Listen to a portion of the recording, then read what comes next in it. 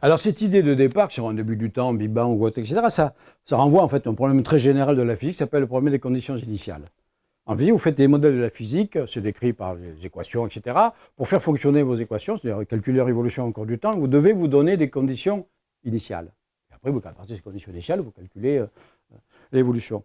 Et dès qu'on pense à conditions initiales, on pense à un réglage possible de ces conditions initiales. Pourquoi sont-elles ce qu'elles ont été pour aboutir à ce que nous observons aujourd'hui? Donc si on s'en tient au modèle de la relativité générale stricte du Big Bang, où il y a le Big Bang, c'est le début du temps, quelles sont les conditions initiales au Big Bang?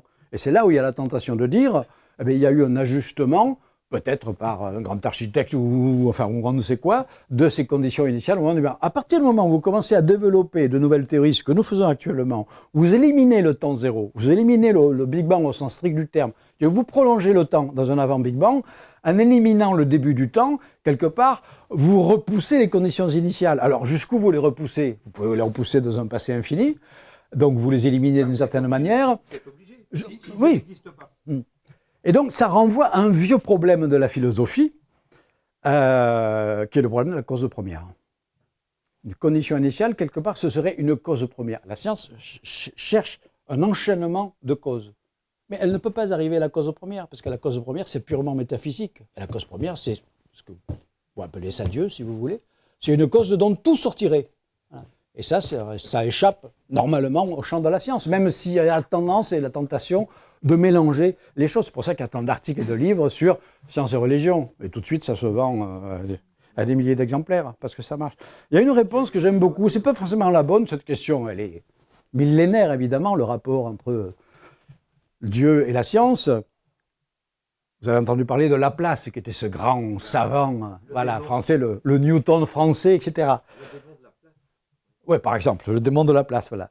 Donc Laplace écrit en 1796 un ouvrage qui s'appelle L'exposition du système du monde.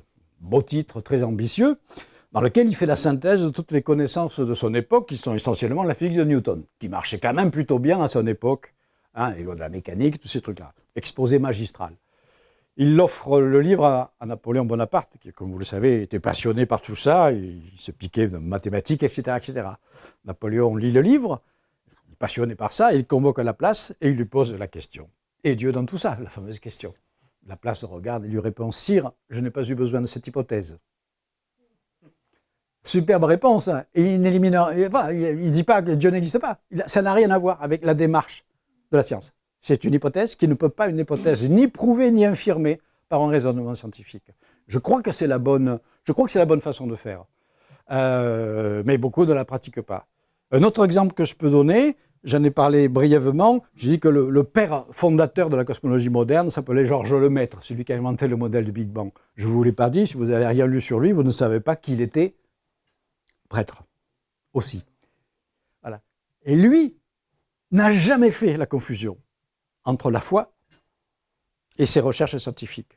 En revanche, les autres, et si la théorie de Lemaître a mis des années et des années et des années à convaincre la communauté, c'est parce qu'on lui a fait le faux procès, parce que avant Lemaître, on pensait, Einstein pensait que l'univers était éternel, il n'y a pas de début, il n'y a pas de fin, etc., etc. Lemaître propose, basé sur les équations de la relativité et non pas sur ses vues théologiques, qu'il y a un début de l'univers, le Big Bang. Voilà. Et donc tout de suite, on dit, ça y est, il essaie de nous refourguer le récit de la Genèse, etc. Et Lemaître s'est défendu, je dis, ça n'a rien à voir, etc. Mais bon, voilà le genre de confusion que l'on peut faire.